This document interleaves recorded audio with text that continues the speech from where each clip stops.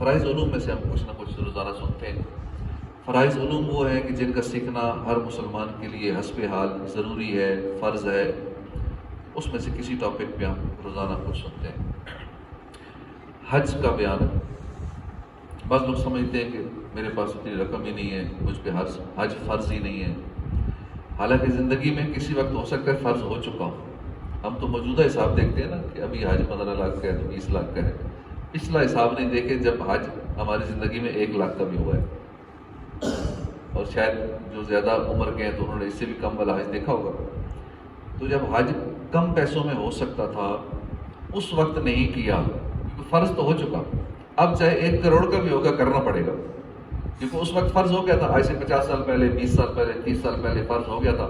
ہمارے پاس اتنی رقم، اتنا سونا، اتنا نصاب موجود تھا، لیکن ہم پھر بھی نہیں گئے۔ کسی وجہ سے نہیں کہ معلومات نہیں تھی، اس طرف ذہن نہیں تھا، بھول گئے، توجہ نہیں تھی، مصروفیت تھی، حج نہیں کیا۔ لیکن فرض ہو چکا۔ آج جب فرض ہو گیا زندگی میں تو اب کرنا پڑے گا، چاہے 1 کروڑ روپے کا حج ہو پھر بھی کرنا ہوگا۔ ہم سمجھتے ہیں موجودہ حالت میں ابھی میرے پاس اتنے پیسے نہیں ہیں۔ ابھی نہیں ہے، 10 سال پہلے تو تھے نا، کبھی تو زندگی میں تھے نا، اور ان حج کے دنوں میں۔ تو حج کے حوالے سے بھی ہمیں معلومات ہونی چاہیے، تاکہ اگر کبھی فرض ہوا تھا یا ہو یا آئندہ ہوگا تو ہمیں پتہ ہو کہ اب فرض ہو چکا ہے، اب میں نے کرنا ہی کرنا ہے، چاہے جیسے بھی کروں۔ وَلِلَّهِ عَلَى النَّاسِ حِجُّ الْبَيْتِ مَنِ اسْتَطَاعَ إِلَيْهِ سَبِيلًا وَمَنْ كَفَرَ فَإِنَّ اللَّهَ غَنِيٌّ عَنِ الْعَالَمِينَ۔ اور اللہ کے لیے لوگوں پر اس گھر کا حج کرنا ہے جو اس تک چل سکے، اور جو منکر ہو تو اللہ سارے جہان سے بے پرواہ ہے۔ اس آیت میں حج کی فرضیت کا بیان ہے، اور اس کا استطاعت شرط ہے۔ حدیث میں آتا ہے کہ تاجدار رسالت صلی اللہ علیہ وسلم نے اس کی تفسیر زاد راہ اور سواری سے فرمائی ہے۔ سیدنا ابو ہریرہ رضی اللہ عنہ فرماتے ہیں کہ غیب کی خبریں بتانے والے آقا مدینے والے مصطفیٰ صلی اللہ علیہ وسلم نے آپ سے عرض کیا گیا کہ سب سے افضل عمل کون سا ہے؟ فرمایا اللہ اور اس کے رسول پر ایمان لانا۔ عرض کیا گیا اس کے بعد؟ فرمایا اللہ کی راہ میں جہاد کرنا۔ عرض کیا گیا پھر کون سا؟ فرمایا حج مبرور کرنا۔ مفتی احمد یار خان نعیمی فرماتے حج مبرور سے مراد ہے وہ حج جس میں گناہ سے بچا جائے، یا وہ حج جس میں ریا نہ ہو، نام و نمود نہ ہو، یا وہ حج جس کے بعد حاجی مرتے وقت تک گناہوں سے بچا رہے، وہ حج مبرور ہے۔ حج برباد کرنے والا کوئی عمل نہ کرے۔ خواجہ حسن بصری فرماتے ہیں کہ حج مقبول وہ ہے کہ جس کے بعد حاجی دنیا میں زاہد اور آخرت میں راغب رہے، وہ حج مبرور ہے۔ بندہ کہ میں نے اتنے حج بھی کر لیے ہیں پھر گناہ واپس آ کے پھر اسی طرح کرتا رہے تو وہ حج مبرور نہ ہوا۔ گناہوں سے بچے، زندگی بدل جائے، وہ حج مبرور ہے۔ حج فرض ہونے کے لیے کتنا زیادہ راہ ہونا کافی ہے؟ کھانے پینے کا انتظام اس قدر ہونا چاہیے کہ جا کر واپس آنے تک اس کے لیے کافی ہو، اور یہ واپسی کے وقت تک اہل و عیال کے خرچے کے علاوہ ہونا چاہیے۔ راستے کا امن بھی ضروری ہے، کیونکہ اس کے بغیر حج کی ادائیگی لازم نہیں ہوتی۔ حج واجب ہونے کی کتنی اور کون سی صورتیں ہیں؟ 8 شرطیں ہیں حج واجب ہونے کی۔ جب تک وہ سب نہ پائی جائیں حج فرض نہیں ہے۔ نمبر 1 اسلام، مسلمان ہونا، مسلمان پر فرض ہے۔ دار الحرم میں ہو تو یہ بھی ضروری ہے کہ جانتا ہو کہ حج اسلام کے ارکان میں سے ہے۔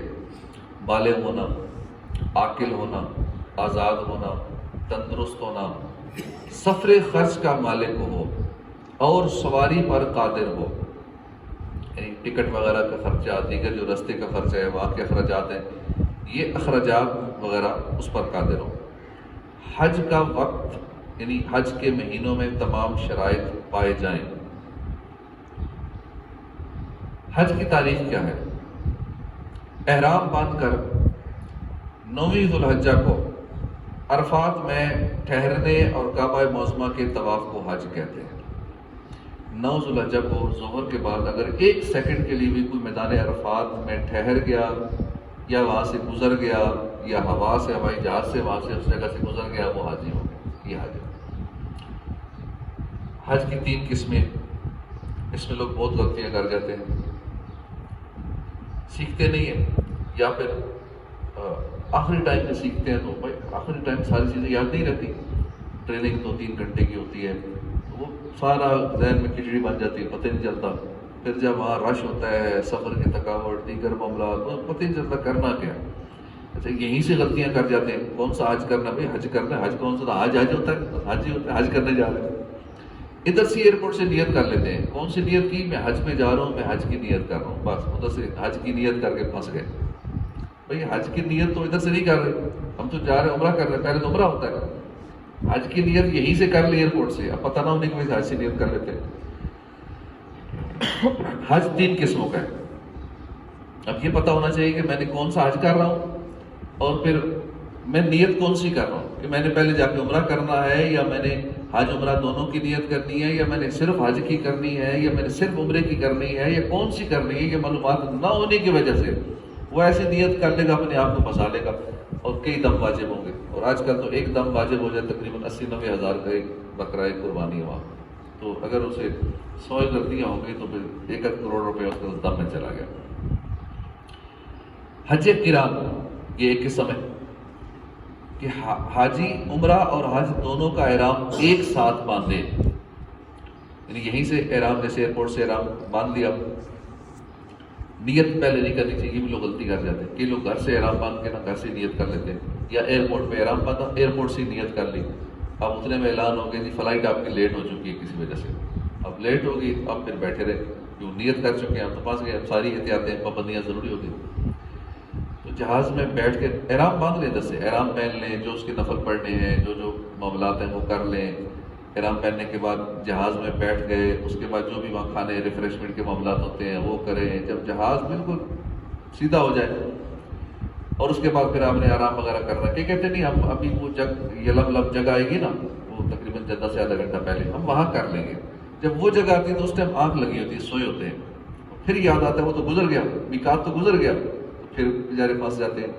تو جہاز جب اڑے نا، تو سونے سے پہلے جیسے کھانا شانا کھا کے فارغ ہوں، بزی ہو جائیں، نیت وہاں کر لیں. اس کا بھی انتظار نہ کریں کہ میں وہاں سے آدھا گھنٹہ پہلے میقات آتا ہے، چلو میں 1 گھنٹہ پہلے کر لوں گا. اس 1 گھنٹے میں کوئی پتہ نہیں ہوتا، سو جائے، نیند آ جائے، اور سوتے ہوئے میقات کراس کر جائے. حج قران کہ حاجی عمرہ اور حج دونوں کا احرام ایک ساتھ باندھے. احرام ایک ہی بار اتارنا ہے، ایسا نہیں کہ عمرہ کر کے احرام اتار دے. جس نے حج قران کی نیت کر لی وہ اسی عمرے میں، اسی احرام کے اندر عمرہ بھی کرے گا، پھر احرام نہیں اتارے گا، پھر اسی احرام کی پابندیوں کے ساتھ احرام کی حالت میں پھر حج بھی کرے گا. تو اس طرح اس کا حج قران پورا ہوگا. یہ افضل ہے، سنت بھی حج قران ہے، لیکن اس کی تھوڑی سی پابندیاں زیادہ ہیں، زیادہ دیر تک احرام باندھنا ہوتا ہے، احتیاط زیادہ کرنی ہوتی ہے. پھر حج تمتع کہ حاجی حج کے مہینے میں عمرہ کرے، پھر اسی سال حج کا احرام باندھے، یا پورا عمرہ نہ کیا، صرف 4 پھیرے کیے، پھر حج کا احرام باندھا. حج تمتع والے عمرے کی نیت کریں گے، ایئرپورٹ سے حج کی نیت نہیں کریں گے. بھائی حج کی نیت نہیں ہوگی، عمرے کی نیت ہوگی. لیکن سارے کہتے ہیں ہم تو حج کرنے جا رہے ہیں، اس لیے ہم نے تو حج کی نیت کر لی. حالانکہ حج تمتع کر رہے ہوتے ہیں، نیت کرنی ہے عمرے کی، کیونکہ جاتے انہوں نے عمرہ کرنا ہے. عمرہ کرنے کے بعد انہوں نے احرام اتار دینا ہے. اس کے بعد پھر حج کے دن شروع ہوتے ہیں 8 تاریخ سے. پھر انہوں نے حج کی نیت اس وقت کرنی ہے جب حج کے دن شروع ہوں. 8 9 10 11 12 یہ 5 دن ہیں جن میں وہ سارے اعمال کرنے ہوتے ہیں. لیکن مین حج کا دن تو میدان عرفات والا 9 تاریخ ہے. تو حج تمتع والے عمرے کی نیت کریں گے، اور اس کے بعد پھر جب حج کے دن شروع ہوں گے 8 تاریخ کو یا 7 تاریخ کو، جب وہ 7 کو ہی معلم لے جانا شروع کر دیتے ہیں مینا کی طرف. حج افراد یہ تیسری قسم ہے. حج قران، حج تمتع اور حج افراد، آخر میں دال ہے، کئی تا پڑھتے ہیں، افراد ہے. حاجی حج کے مہینے میں صرف حج کرے، اسے کہتے ہیں حج افراد. سب سے افضل حج ہے قران، اس کے بعد پھر تمتع، اور تیسرے نمبر پہ ہے حج افراد فضیلت کے حساب سے. حج اکبر کے متعلق فقہاء کے مختلف اقوال ہیں، اور مشہور قول یہ ہے کہ نبی پاک صلی اللہ علیہ وسلم نے جس دن حج فرمایا تھا اسے حج اکبر کہا جاتا ہے. اور چونکہ وہ حج جمعے کے دن کیا گیا تھا، تو نبی پاک صلی اللہ علیہ وسلم کے حج کی یاد تازہ کرتے ہوئے مسلمان اس حج کو جو جمعے والے دن ہو اسے حج اکبر کہتے ہیں۔ پاکستان اور ہندوستان سے آنے والے جو عموماً حاجی ہوتے ہیں وہ تمتع ہی کیا کرتے ہیں۔ ذیل میں نہایت اختصار سے اس کا طریقہ، جبکہ قربانی کا جانور ساتھ نہ ہو، گھر سے روانہ ہو کر اختتامی حج تک پیش ہے۔ جیسے گھر سے روانہ ہونا، میقات سے پہلے عمرے کی نیت کر لینا اور احرام باندھنا، کعبے کا طواف کرنا، مقام ابراہیم پر 2 رکعت نفل پڑھنا، آب زمزم پینا، سعی کرنا، سعی کہتے ہیں صفا اور مروہ میں جو چکر لگاتے ہیں، اس کے بعد حلق کرنا یا قصر کرانا، کنجا کرانا، اور اس کے بعد پھر احرام کھولنا۔ 8 ذوالحجہ کو دوبارہ احرام باندھنا اور پھر مینا کی تیاری کرنا۔ مینا میں جا کر 5 نمازیں ادا کرنا سنت ہے، ظہر، عصر، مغرب، عشاء اور فجر، یہ مینا میں پڑھنا 8 تاریخ کو۔ 9 ذوالحجہ کو مقام عرفات میں ظہر اور عصر کی نمازیں پڑھنا اور وقوف عرفات کرنا، یعنی عرفات کے میدان میں ٹھہرنا۔ 9 تاریخ کو، یہ اصل میں حج کا دن ہے، 9 تاریخ کو ظہر سے لے کر مغرب تک وہاں ٹھہرنا۔ ویسے تو 1 سیکنڈ بھی ٹھہر گئے تو حاجی ہو گئے، لیکن مغرب تک، سورج غروب ہونے تک ٹھہرنا ضروری ہے۔ صرف 2 نمازیں پڑھنی ہے عرفات میں، ظہر اور عصر۔ مغرب کی نماز پڑھنی ہے عشاء کے ٹائم میں، اور یہ ایک ہی بار زندگی میں، یہ حج کے موقع پہ ایسا ہوتا ہے، اس کے علاوہ اجازت نہیں ہے۔ عشاء کے ٹائم کے اندر مغرب کی نماز پڑھنی ہے، وہ بھی اکٹھی پڑھنی ہے۔ 9 ذوالحجہ کو سورج غروب ہونے کے بعد عرفات سے مزدلفہ کے لیے روانہ ہو جانا اور وہاں پہنچ کر نماز مغرب اور عشاء ملا کر پڑھنا۔ اب کئی کے ذہن میں ہے کہ ہم نے یہ سنا تھا کہ ملا کے نمازیں پڑھنی ہیں، اب رستے میں ہی نمازوں کا ٹائم ختم ہو جاتا ہے۔ بعض کا رش اتنا ہوتا ہے کہ فجر کا ٹائم شروع ہو جاتا ہے، لیکن ان کے ذہن میں یہ کہ وہاں پہنچ کے پڑھنی ہے۔ پہنچ کے اس صورت پڑھنی ہے، ٹائم ہے تو اگر رستے میں فجر کا ٹائم شروع ہو رہا ہے تو پھر جہاں ہے ادھر ہی رک کے نماز پڑھ لینی ہے، پھر پہنچنے کا انتظار نہیں کرنا کہ فجر کا ٹائم شروع ہونے والا ہے۔ ویسے پہنچ کے پڑھنی ہے، لیکن ضائع نہیں کرنی نماز کہ انتظار میں ٹائم ہی ختم ہو جائے۔ مغرب اور عشاء وہاں پہنچ کے ملا کے پڑھنی۔ رات مزدلفہ میں قیام اور طلوع آفتاب سے کچھ پہلے تک مزدلفہ میں وقوف کرنا۔ یعنی مزدلفہ میں کتنا وقوف ہے؟ فجر کا ٹائم جب شروع ہوتا ہے اس وقت سے لے کر جب سورج طلوع ہوتا ہے، بس یہ جو درمیانی وقت ہے، یہ وقت ہے مزدلفہ کا، جب وہاں کھلے میدان میں، کھلے آسمان کے نیچے، جہاں پتھریلے زمین ہے، کنکر ہے، پتھر ہے، وہیں وقوف کرنا سورج طلوع ہونے تک۔ 10 ذوالحجہ کو مزدلفہ سے مینا میں آنا، مزدلفہ سے پھر مینا جانا ہے۔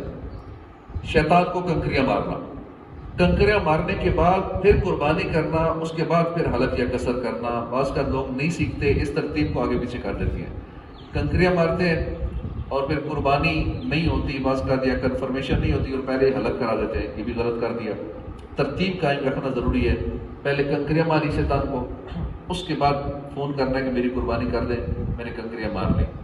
اب جب قربانی کی کنفرمیشن ہو جائے کہ آپ کی قربانی ہو گئی، دوبارہ کال کر کے پوچھ لیں میری قربانی ہو گئی۔ جب قربانی ہو جائے اس کے بعد حلق کرانا، پھر احرام کی پابندی اس کے بعد ختم ہوگی، اور چاہے تو اس دن پھر طواف زیارہ کر لیں یا اگلے دن بھی کر سکتے ہیں، لیکن اس دن کرنا افضل ہے۔ 10 ذوالحجہ کو حلق یا قصر کے بعد مکے میں جا کر طواف زیارت کرنا۔ 11، 12، 13 ذوالحجہ کو مینا میں قیام کرنا، یعنی مکے جا کے طواف کر کے پھر واپس مینا میں آ جانا ہے، اور تینوں دنوں میں جمرات، یعنی شیطان کو جو کنکریاں مارنی، وہ تینوں دنوں میں، اور پھر واپس مینا آنا، کنکریاں مارنا، پھر مکے روانہ۔ اس کے بعد جب فارغ ہو جائیں گے 3 دن کا کنکریاں مار کے، پھر مکے روانہ ہو جانا۔ 14 ذوالحجہ، یہ جب رخصت کا ارادہ ہو، یہ جب پاکستان واپس آنا ہو، اس وقت طواف وداع کرنا، رخصت کا آخری طواف، الوداعی طواف۔ پھر سفر مدینہ خاص بقصد زیارت شریفہ، یہ سارے، یہ حج ہے ٹوٹل مختصر سے۔ حج فرض ہے، اس کی فرضیت کا اگر کوئی انکار کرے تو کافر ہے۔ عمر بھر میں ایک ہی بار فرض ہے، جس شخص کو حج پر جانے کی قدرت حاصل ہو جائے تو اس پر اسی سال حج پر جانا فرض ہے، اگر دیر کرے گا تو گناہگار ہوگا۔ اب کئی کہتے ہیں زندگی میں ایک بار فرض ہے تو کر ہی لیں گے، لیکن 70-80 سال عمر گزر جاتی ہے اسی انتظار میں، کر لیں گے، دولت ہوتی ہے، مال ہے، سارا کچھ ہے، بینک بیلنس بھی ہے، سب کچھ ہے، لیکن یہی ہوتا ہے کر لیں گے، کریں گے کریں گے کریں گے، دیر کرنا بھی گناہ ہے۔ جب فرض ہو گیا اب جتنے سال دیر کرے گا وہ ہر لمحے گناہ گار ہوگا۔ قدرت ہونے کے باوجود جو شخص چند سال تک حج نہ کرے تو وہ فاسق ہے، اس کی گواہی مردود ہے، حج کی قضا نہیں ہے، زندگی میں جب بھی کرے گا ادائی کہلائے گا۔ دکھاوے کے لیے حرام کے پیسوں سے حج کرنا حرام ہے۔ حج کو جانے کے لیے جس سے اجازت لینا واجب ہے، بغیر اس کی اجازت کے جانا مکروہ ہے۔ مثلا ماں باپ اگر اس کی خدمت کے محتاج ہوں اور ماں باپ نہ ہو تو پھر دادا دادی کا بھی یہی حکم ہے۔ یہ حج فرض کا حکم ہے اور نفل ہو تو مترکن والدین کی اطاعت کرے۔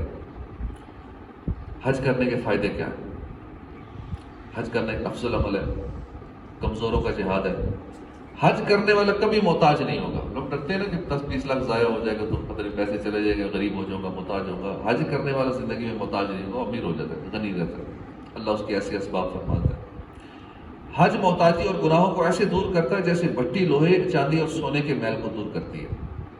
حج کرنے والا اپنے گھر والوں میں سے 400 لوگوں کی شفاعت کرے گا۔ جو شخص حج کے ارادے سے نکلے اور راستے میں فوت ہو جائے، قیامت تک اس کے لیے حج کا ثواب لکھا جاتا رہے۔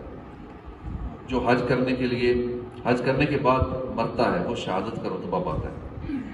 حج مقبول دنیا اور اس میں جو کچھ ہے سب سے بہتر ہے اور اس کی جزا جنت کے سوا کچھ نہیں ہے۔ بیت اللہ کا طواف کرنے والوں کے لیے 60 رحمتیں نازل ہوتی ہیں۔ حج کرنے والے جب مکے آتے ہیں تو فرشتے ان سے ملاقات کرتے ہیں۔ سواریوں پر سوار بعض حاجیوں کو سلام، بعض سے مصافحہ کرتے ہیں، پیدل چلنے والوں سے گلے ملتے ہیں۔ حج کرنے والا بخش دیا جاتا ہے، بلکہ حاجی ماہ ذوالحجہ، الحرام، محرم الحرام، سفر، مظفر، ربیع الاول کے 20 دنوں میں جس کے لیے بخشش چاہے اس کی مغفرت ہو جاتی ہے۔ جب حج کر کے واپس آئے اس سے دعا کروانا کن مہینوں میں؟ ذوالحجہ، محرم، سفر، ربیع الاول، اور ربیع الاول کے 20 دن تک، یہ 3-4 مہینے، ذوالحجہ کا مہینہ، اس کے بعد محرم آتی ہے، اس کے بعد سفر ہے، پھر ربیع الاول ہے۔ 20 ربیع الاول سے پہلے حاجی جس کی بخشش کے لیے دعا کرے اس کی بخشش ہو جاتی ہے۔ اس لیے جو بھی حج سے واپس آئے ہمیں اپنی مغفرت کے لیے دعا کروانی چاہیے۔ ایک روایت میں یہ بھی آتا ہے کہ حاجی گھر پہنچنے سے پہلے جس کے لیے دعا کرے گا اس کی دعا قبول ہوتی ہے۔ اس لیے ایئرپورٹ سے لے کر گھر آنے تک اس دوران خاص الگ سے اس بارے میں حدیث پاک میں ایک تو حدیث یہ ہے کہ 20 ربیع الاول سے پہلے جو دعائیں کرائے گا اس کی بخشش ہو جائے گی، مغفرت ہو جاتی ہے۔ اور ایک روایت یہ بھی ہے کہ اس کے گھر آنے تک اس کی ہر دعا مقبول ہے۔ اس لیے گھر آنے سے پہلے اس سے جو دعائیں کروانی ہے، جو کچھ کرنا وہ کرا لینا چاہیے۔ یہ جو کنکریاں یہ کدھر سے؟ کنکریاں اٹھائیں گے مزدلفہ سے کنکریاں چل لیں گے۔ وہ بہت کنکریاں نظر آ رہی، کنکریاں اس میدان میں، انہیں کنکریوں پہ سونا ہوتا ہے، ادھر ہی جو تھوڑا سا حقوق کرنا ہے وہی سونا ہے۔ اب تو وہاں کارپیٹ وغیرہ بچھا دیے گئے، پھر بھی اگر کارپیٹ نہ ملے تو پھر نیچے ہی سونا ہے، کھلے آسمان تلے سونا ہے، چاہے موسم جیسا بھی ہے۔ وہی پہ زندگی کا ایک یادگار دن ہوتا ہے خاص کر۔ تو یہ 8، 9، 10 میں مینا، عرفات، مزدلفہ، جس نے یہ بہاریں زندگی میں دیکھ لی ہے نا، اب اس کا دل پھر کرتا ہے۔ ہمارے نوازی میں سے ایک ہیں، وہ پہلے حج کر چکے ہیں، پھر اس دفعہ جا رہے ہیں، لیکن کسی کو بتا نہیں رہے۔ بہت سارے ایسے لوگ نہیں بتاتے، سارا پروسیس ہو گیا، کہتے صرف آپ کو بتایا، صرف مجھے بتایا انہوں نے، اور نہ خاندان کو بتایا، نہ دوستوں کو بتایا، نہ یہاں نوازیوں کو بتایا، نہ محلے میں کسی کو بتایا، لیکن وہ حج کر کے آ جائیں گے۔ ایسے لوگ بھی ہوتے ہیں، اتنا سیکرٹ رکھتے ہیں اس لیے کہ کہیں کوئی حاجی نہ کہے ہمیں، کوئی حاجی نہ کہہ دے۔ حاجی کہے گا تو پھر بعض کا نفس بولتا ہے میں حاجی صاحب، اور کئی معاملہ ریاکاری نہ ہو جائے۔ اب اس طرح سے یہ بھی بتا دیں کتنی کنکریاں 59 لینی ہوتی ہیں، لیکن احتیاطاً زیادہ لے لیں کہ اگر وہاں کسی اور حاجی کو ضرورت پڑ جائے تو چلو 63 لے لیں، چاہے تو زیادہ رکھ لیں احتیاطاً، لیکن کم سے کم 59۔ یہ موٹا تو ہمیں پتہ ہونا چاہیے، حج کے فائدے پتہ ہونے چاہیے تاکہ رغبت ملے نا، دل کرتا رہے نہیں دل فائدے میں غریب نہیں ہوگا حج کرنے سے، میں امیر ہو جاؤں گا، محتاجی نہیں آئے گی، انشاءاللہ میں غنی ہو جاؤں گا۔ اور اللہ پاک اتنا دیتا ہے کہ ایک بھائی رات کو بتا رہے تھے کہ بندے نے کہا وہاں دعا مانگی، اللہ مجھے اتنے ارب چاہیے، تقریباً ہر سال حج پہ جاتا ہے، اور پہلے غریب تھا، مانگتا کہ اللہ سے، اور کہتے ہیں واقعی اس کی جتنا مانگا تھا اللہ نے خواہش پوری کر لی۔ اتنا اللہ پاک دیتا ہے، جو مانگو دیتا ہے، اربوں خربوں دیتا ہے۔ اور پھر کئی ایسے بھی ہیں ہر سال حج کرتے ہیں، حالانکہ بظاہر ان کے اسباب نہیں ہوتے اتنے زیادہ، لیکن اللہ ان کو ایسی توفیق عطا فرماتا ہے. کئی سمجھتے ہیں نہیں کم پیسوں سستا حج ہوگا تو زیادہ لوگ کریں گے، نہیں ہے، کروڑ کا بھی حج ہوگا پھر بھی کرے گا وہی جس کے نصیب میں لکھا ہے. اللہ پاک ہم سب کو حاجی بنائے. تڑپ ہونی چاہیے نا، ہو جاتا ہے. پورا سال ہم کتنا حج کے لیے تڑپتے ہیں، کتنی دعائیں کرتے ہیں، پہلے ہم غور کر لیں. جب تڑپ ہی نہیں ہے پھر ایسی زندگی گزر ہی رہی. تڑپ ہوگی تو اللہ پاک بلا ہی لیتا ہے. تو اللہ پاک ہم سب کو حج نصیب فرمائے. آمین. بجاہ نبی الامین صلی اللہ